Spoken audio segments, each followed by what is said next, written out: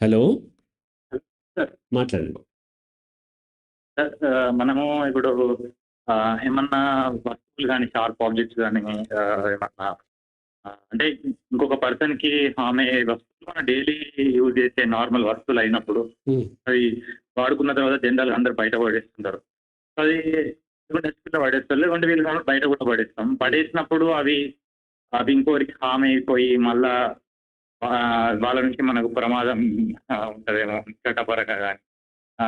మళ్ళీ దాని నుంచి దాని ఉట్టి ఆ వస్తువే బట్ ఇది షార్ప్ ఆబ్జెక్ట్ ఏమన్నా మనం యూజ్ చేసిన బ్లేడ్ గానీ, ఇంకేమన్నా బయట పడేసినప్పుడు అవన్నీ నుంచి మన ఫింగర్ ప్రింట్స్‌తోని ట్రేస్ చేస్తారేమో అని భయం.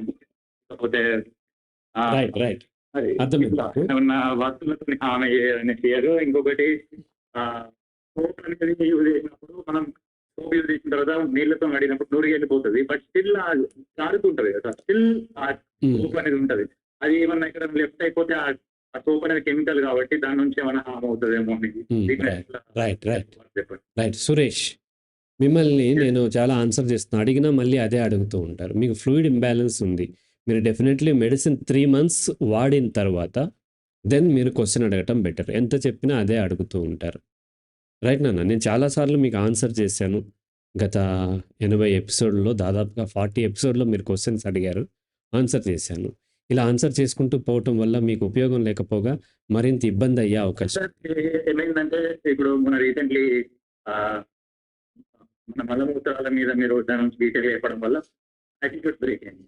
అలా అలా అలా కనీసం సింపుల్‌గా బ్రేక్ అవుతూ వచ్చింది. అంటే ఇట్లా అలా దాని నుంచి ఏందనేది క్లియర్‌గా అర్థమవుతుందని లేదు. లేదు. అంటే ఒక 3, 4 థింగ్స్ ఉన్నాయి అంతే. లే చేద్దామని అంతే. లేదు. లేదు. మీకు ఫ్లూయిడ్ ఇంబాలెన్స్ ఉండటం వల్ల ఈ క్వెషన్స్ వస్తున్నాయి. ఇంకా వస్తాయి. ఓసీడీ ఉన్న వాళ్ళకి క్వెషన్స్ ఆన్సర్ చేయటం కాదు. క్వెషనే లేకుండా చేయటం కౌన్సెలింగ్ యొక్క ఆబ్జెక్టివ్. కానీ మీ ఫ్లూయిడ్ ఇంబాలెన్స్ వల్ల ఏమవుతుందంటే కౌన్సెలింగ్ మీరు క్యాచ్ చేయలేకపోతున్నారు. ఎనీహౌ ఆన్సర్ చేస్తాను. ఇతరులకు హార్మ్ చేసే ఆబ్జెక్ట్‌లు ఏముంటాయి? వాడికి ఏం పని హార్మ్ చేయటానికి? ఆ షార్ప్ ఆబ్జెక్ట్‌లు ఎళ్లి హార్మ్ చేస్తాయా? చెయ్యవు కదా! ఎందుకు హార్మ్ చేస్తాయి? వాళ్ళు పొరపాటున నొక్కిన పొరపాటు, అది వాళ్ళ పొరపాటు. అక్కడ పెట్టడం వల్ల అది వా అది వాళ్ళ పొరపాటు కదా! అవెందుకు హార్మ్ చేస్తాయి? అవి హార్మ్ చెయ్యవు. మీరు చూసుకోకుండా వెళ్లి తొక్కితే మీరు ఏంటి అప్రమత్తంగా లేనప్పుడు మీకైనా, వాళ్ళకైనా, ఎవరికైనా అవుతాయి. కాబట్టి దానికి మీ రెస్పాన్సిబిలిటీ ఏముంది? ఫస్ట్ మీ పని మీరు చేసుకోండి. లేని సమస్యను మీరు మాట్లాడుతూ ఉన్నారు. ఉన్న సమస్యను మాట్లాడండి. రైట్. ఇంకోటి అడిగారు. ఇంకోటేంటది? యూజ్ చేస్తున్నప్పుడు బాడీ స్నానం చేసేటప్పుడు గానీ, చేతులు కడిగేటప్పుడు అదే ఇక సమస్య.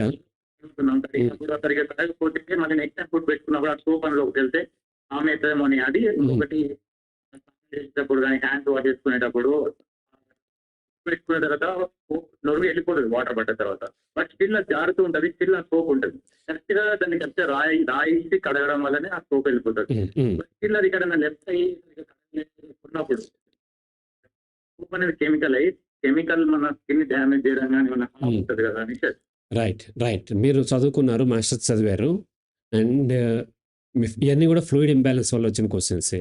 ప్రాబబిలిటీ, పాజిబిలిటీ ఉంటుంది. ప్రాబబిలిటీ ఎంత అనేది చూడాలి. ఓన్లీ పాజిబిలిటీ చూస్తారు మీరు. పాజిబిలిటీ లేదు అనేదాకా మీరు అడుగుతూనే ఉంటారు. సోపు సరిగ్గా కడగకపోతే మన శరీరంలోకెళ్ళే సోపు క్వాంటిటీ ఎంత? దాంతో జరిగే హార్మ్ ఎంత? కోకో కోలా వలన జరిగే హార్మ్ ఎంత? కోకో కోలా తాగేటప్పుడు ఎప్పుడు కూడా మనము హార్మ్ జరుగుతదేమో అని ఆలోచించలేదు. కానీ గిన్నెకు సోపు మిగిలిపోద్దేమో, అది లోపలికెళ్తే క్యాన్సర్ వస్తదేమో, ఇట్లా అని తిండి మానేసి ఒక అమ్మాయి అయితే బక్కగా అయిపోయి తర్వాత కౌన్సెలింగ్ తీసుకొని ఓవర్‌కమ్ చేసింది. అన్నీ తినటం మానేసిందామె. అలాగే జారి పడతామేమో. ప్రాబబిలిటీ ఎంత? పాజిబిలిటీ ఉంది. పాజిబిలిటీ మీరిప్పుడు ఫోన్ చేసేటప్పుడు ఆ ఫోన్ మీ యొక్క చేతిలో బ్లాస్ట్ అయ్యి మీరు చనిపోవచ్చు. ఆ పాజిబిలిటీ ఉంది. అవ్వదు అనే కన్ఫర్మేషన్ కోసం వెతకటం అంటే లైఫ్ వేస్ట్. బట్ ప్రాబబిలిటీ ఎంత? ప్రాబబిలిటీ కూడా చూడాలి. ఓన్లీ పాజిబిలిటీ చూసుకొని మీరు అడిగితే సరిపోదు. ఎనీహౌ మీరు డాక్టర్‌ని కలవండి. కలిసి డాక్టర్ ఏం చెప్పాడు, ఏం ప్రిస్క్రిప్షన్ చెప్పాడనేది నాకు అప్డేట్ చేయండి. రైట్ నాన్న? ఈ మంత్ 20 అది నాకు అప్డేట్ చేయండి. ఇది ఎందుకంటే పబ్లిక్ అందరితో మాట్లాడుతున్నాం కదా! అందుకని. రైట్. రైట్.